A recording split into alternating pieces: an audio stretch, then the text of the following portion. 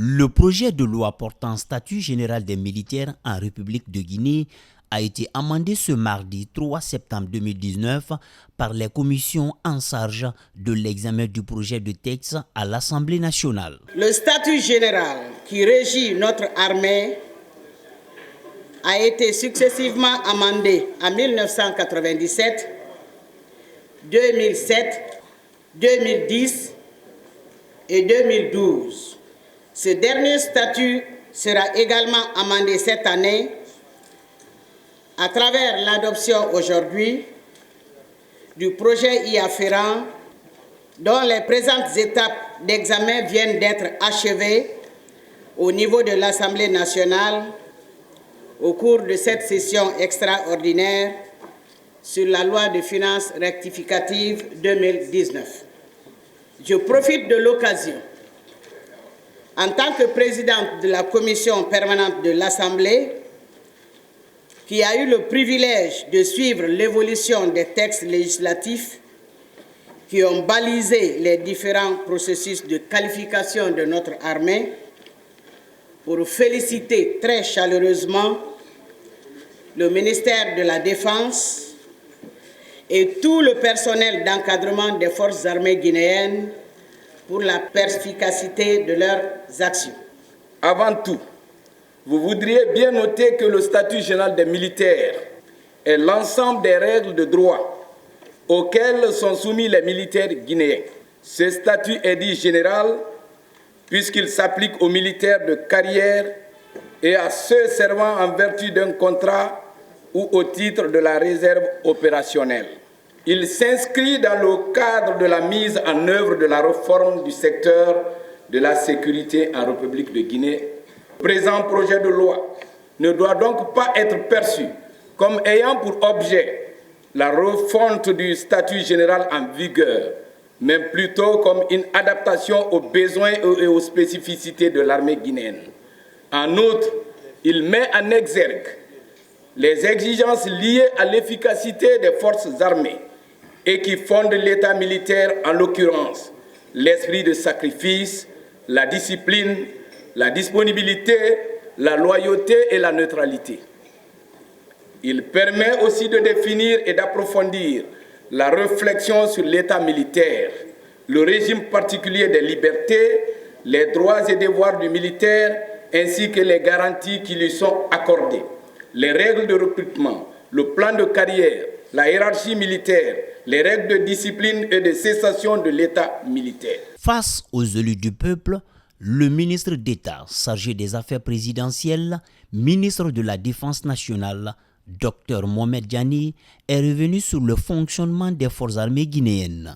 Je voudrais tout d'abord remercier l'ensemble des honorables députés pour leur contribution, pour les suggestions qui ont été faites ici dans le cadre de l'amélioration de nos textes législatifs et dans le cadre aussi du renforcement des capacités des forces de défense et de sécurité.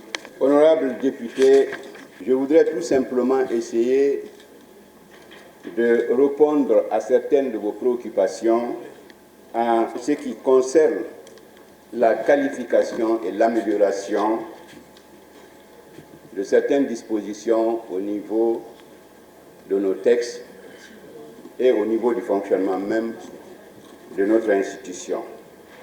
Comme vous devez le savoir, dans le cadre de la réforme du secteur de sécurité, le renforcement des capacités du génie militaire était une priorité. Mais cette priorité était contenue dans une loi, la loi de programmation militaire. Je crois que pendant tous nos passages à l'Assemblée nationale ici pour présenter les projets de budget, nous avons attiré l'attention des honorables députés sur le fait que malgré le vote de cette loi de programmation militaire, aucune ressource n'avait été prévue pour la mise en œuvre. Donc, nous espérons que les honorables députés vont appuyer le ministère de la Défense nationale en ce qui concerne, premièrement, la révision de cette loi de programmation militaire qui prendra fin en principe en 2020, et aussi en prenant en considération tous les aspects financiers qui doivent accompagner la mise en œuvre de cette loi de programmation militaire.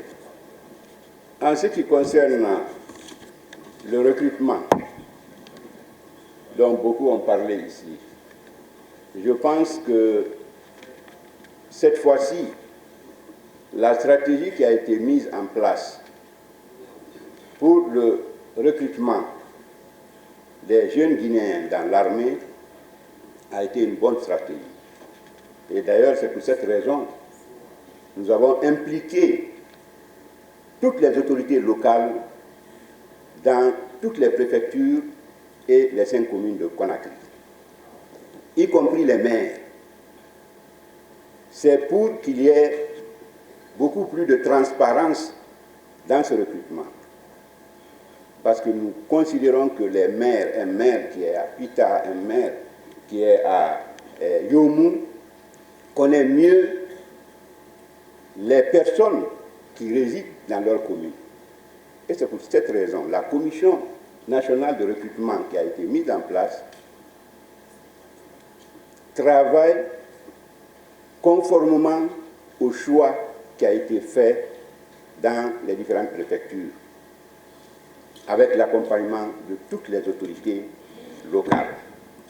Et lorsque la Commission nationale va commencer le travail, et on va vous donner toutes les informations sur le recrutement au niveau des préfectures et au niveau des 5 communes de Conakry. En ce qui concerne les infrastructures militaires que nous avons héritées depuis notre arrivée au niveau du ministère de la Défense nationale, nous avons restauré plus de 18 bâtiments au niveau du camp Alfaya Diallo.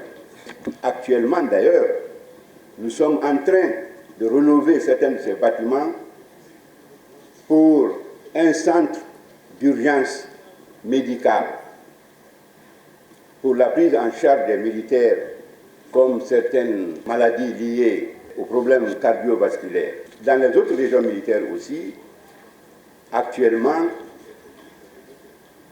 les rénovations sont en cours, que ce soit dans la première région, la deuxième ou la 4e région militaire. En ce qui concerne le problème de prime de nos vaillants soldats militaires qui sont dans les opérations de maintien de la paix, la MINUSMA, au niveau du Mali, dans notre sous-région, la Guinée est le seul pays qui verse intégralement les primes des militaires et en devise. Et chaque militaire a son compte bancaire. Dans une banque privée, c'est l'Ecobank. Vous pouvez vérifier. Il y a des primes qui sont versées à l'État pour les militaires, mais il y a des primes aussi, par exemple des primes de cigarettes. Ce n'est pas la Guinée qui donne ces primes-là. Ces primes-là sont données par les Nations Unies même. Et quelquefois, il y a des retards parce que les primes sont versées trimestriellement. Mais nous avons pris des dispositions pour que nos militaires reçoivent chaque mois leurs primes dans leur compte. Vous allez constater au niveau de certains pays comme le Sénégal, le Tchad, et ainsi de suite, les militaires ont défalque dans leurs primes, leur salaire, une partie de leur salaire dans leur pays.